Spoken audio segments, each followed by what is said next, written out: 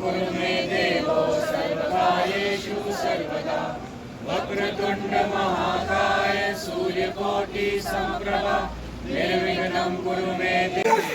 हाय हाय party के कार्यालय के बाहर यहाँ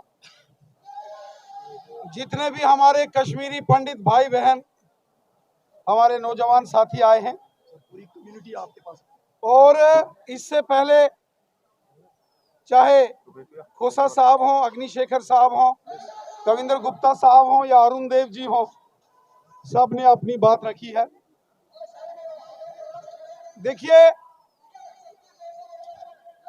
जैसे आपको भी तकलीफ हुई है इस बात को सुनकर,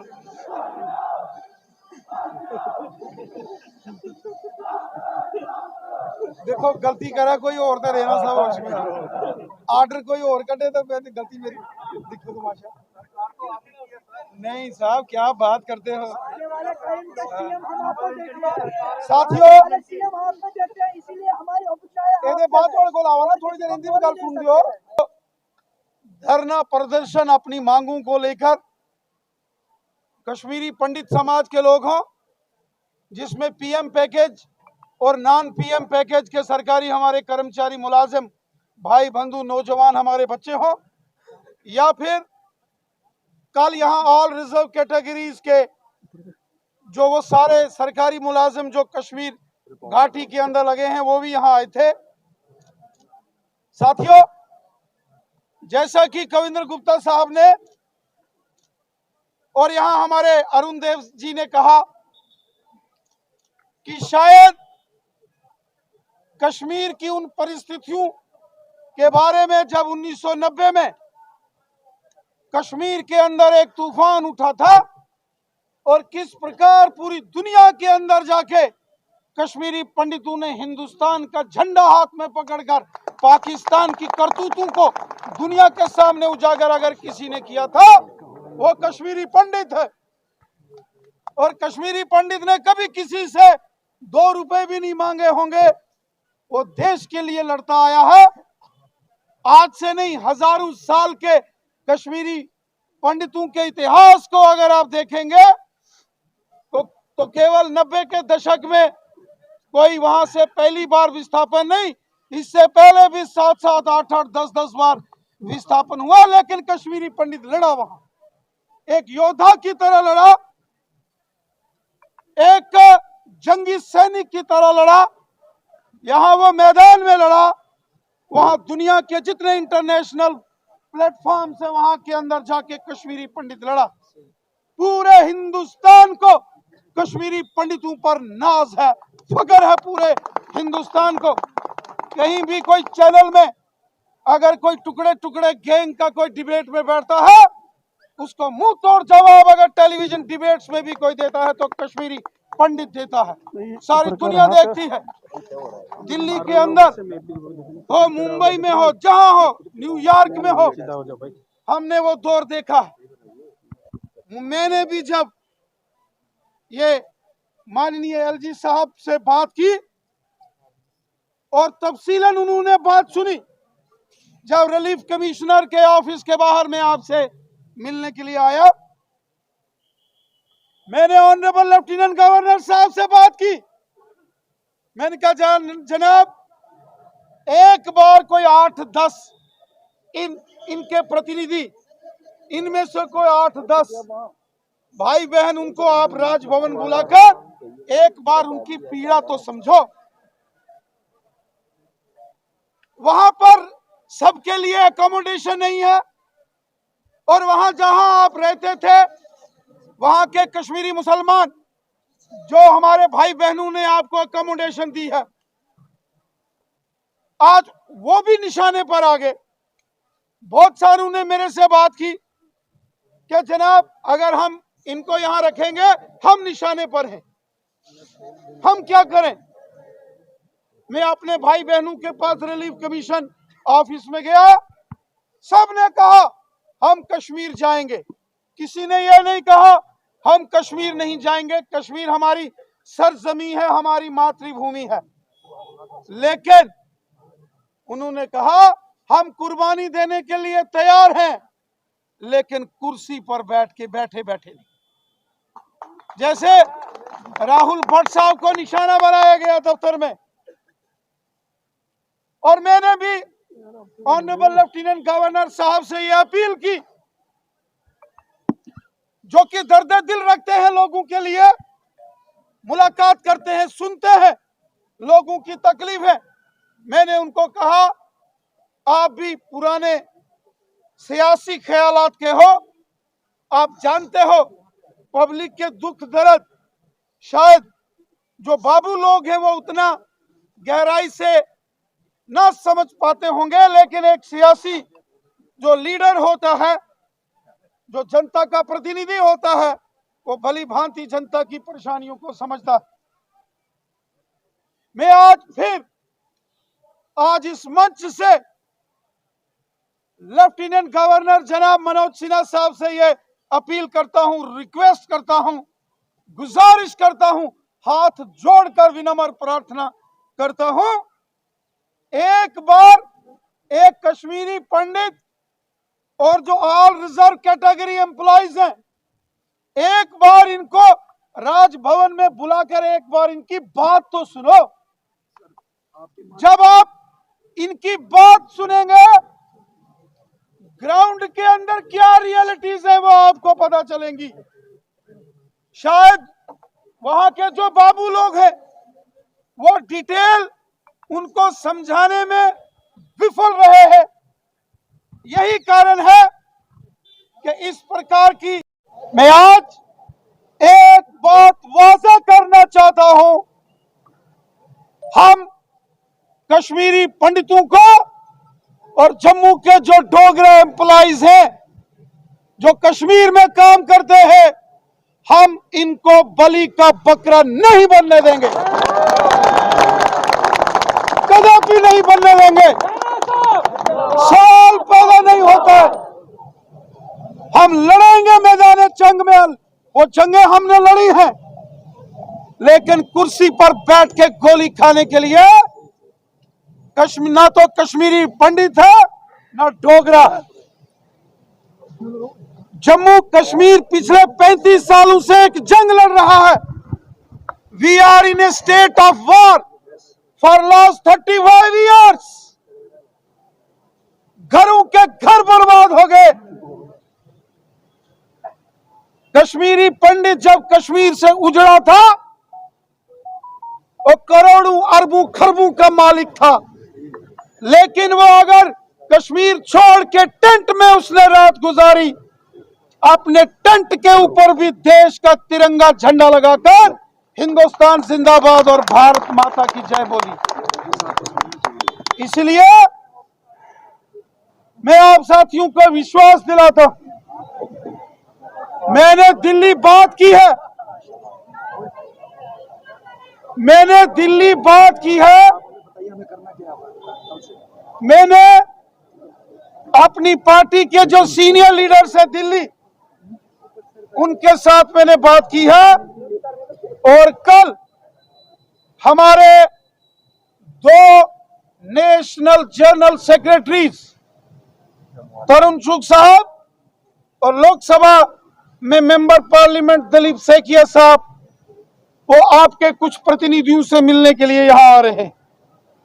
उसके बाद अगला फैसला हम लेंगे। जैसा कुछ साथियों ने यहां कहा, आप दिल्ली बात करो, हमने दिल्ली बात की, जरूरत पड़ी आपको साथ लेके दिल्ली चलेंगे, लेकिन आपको बलि का बकरा नहीं बनने देंगे। मैं आपको ये विश्वास दिलाता हूँ। माफ कीजिए राणा साहब, ऐसे हालातों में हमें अटैच कीजिए, यहाँ पे सुनिए, हमारी अटैच कीजिए डिमांड सर। हमें मिलने नहीं जाना राजभवन, हमारी एक डिमांड है, आप उनको कन्वे कर दीजिए। मैं इस हमें कोई शौक नहीं है एलजी साहब से मिलने का, कोई शौक नहीं है। मैंने आप हमारी करता है जो करेंगे, आप करेंगे, आप करेंगे। मेरे ये एक डिमांड है, मैं आपके साथ चलूंगा। Attachment to Jammu. आप बंद कमरों में बात नहीं करेंगे, यहाँ बंद कमरों में बात नहीं कुछ होगी। साथियों ने ये कहा कि हमारी एक ही डिमांड है, रिलोकेशन। मुझे राजभवन की चाय नहीं पीनी है, मुझे राजभवन का कटलेट नहीं खाना है। एक ही डिमांड, अटैचमेंट टू जम्मू, इसलिए ओनली डिमांड। मेरा आप कमेटी कोई मीटिंग नहीं करेगी।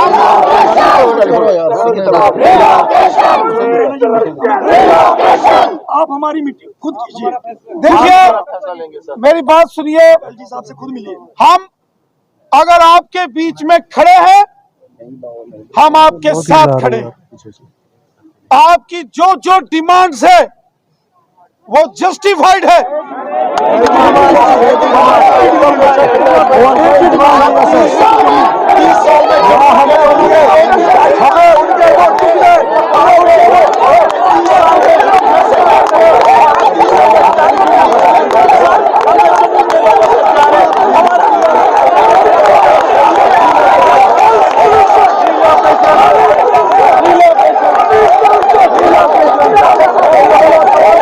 मेरी बात सुनिए, मेहरबानी कीजिए, जिसका आपने जिक्र किया रिलोकेशन का, हम इस बात के साथ सहमत हैं भाई, हम इसको नहीं नकार रहे हैं। तालियां तालियां। और इसलिए आपके साथ पूरे तरीके से आपकी इस मांग का हम समर्थन करते हैं, और ये होना चाहिए। जब मैं ये कहता हूं कि देश के लिए बलिदान देना गौरव की बात है, कुर्सी पर नहीं, तो इसका क्या मतलब है पंडित जी? इसका मतलब यही है कि इनका प्रॉपर ट्रांसफर पॉलिसी बना के इनकी रिलोकेशन के बारे में आपको प्लान करना पड़ेगा।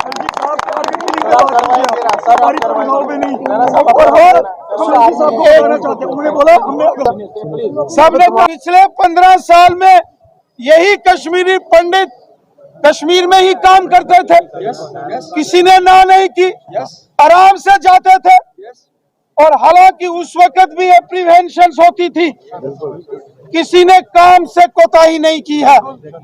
लेकिन अब हालात ऐसे बने हैं, सर्कमस्टांसेस ऐसे बने हैं, एक गोली भी चलती है पूरे दुनिया में कितनी बदनामी हो जाती है। खून देख के तनख्वाह ली है। इसलिए लेफ्टिनेंट गवर्नर साहब से मैं गुजारिश करता हूं, और मुझे यकीन है ये जो दर्द भरी आवाज यहां से निकलती है नौजवानों की, बच्चों की, बहनों की, इस आवाज पर वो गौर फरमाएंगे और फौरन कश्मीरी पंडित जितने भी एम्प्लॉइज हैं इनके लिए रीलोकेशन ट्रांसफर पॉलिसी का वो ऐलान करेंगे।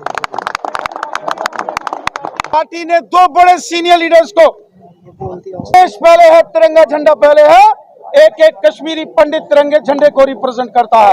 हम आपके साथ हैं, पहले भी थे, हमेशा रहेंगे। प्रदर्शन के कार्यक्रम में हमारे बीच में खड़े हुए हमारे मित्र श्रीमान अग्नि शेखर जी, श्रीमान खोसा जी, अरुण जी, यहाँ पर अपने दुख की गाथा सुनाते हुए और जो सही बात करते हुए हमारे सभी भाइयों और बहनों, जिस दर्द को लेकर के हम सब यहाँ पर बात कर रहे हैं, इसे लगातार वो हालात देखे हैं। अगर कश्मीरी पंडित समाज देशभक्त ना होता तो शायद वो इस तरह से पूरे हिंदुस्तान में जगह जगह पर माइग्रेंट न होता। आज भी जिस प्रकार की वहाँ पर परिस्थिति बनी है, हम इस बात से इनकार नहीं करते हैं कि वहाँ पर हालात नहीं सुधरे। हालात सुधरे हैं, लेकिन जो टारगेट किलिंग है कुछ लोगों को लेकर के, खास करके एक समाज को जिसको सरकार दोबारा बसाना चाहती है, लेकिन जो बेइंसाफी हमारे साथ हो रही है उसमें कोई दो राय नहीं। भारतीय जनता पार्टी हमेशा आपके साथ खड़ी है, सरकार जो भी कुछ कहे, लेकिन जिस प्रकार की वहाँ पर व्यवस्था बननी चाहिए, जिस पर प्रकार से वहाँ पर सिक्योरिटी होनी चाहिए, शायद उसमें कोई कमी है। इन लोगों ने कभी नहीं इनकार किया है कि ये वहां पर नहीं जाएंगे, लेकिन हालात उस प्रकार से बनने चाहिए। हमने लगातार 30 साल अगर विस्थापन के दुख को झेला है तो ये चीजें हमारे लिए कोई मुश्किल नहीं है। हम सरकार को आपके माध्यम से अपील करना चाहते हैं, हमारा मीडिया के सभी भाई यहाँ खड़े हैं, कि हालात देखिए, इनकी जान को जो खतरा है उससे आप किस प्रकार से बचा सकते हैं। केवल कुछ लोगों की फीडबैक लेकर के इतना सख्त बयान देना ये ठीक बात नहीं है।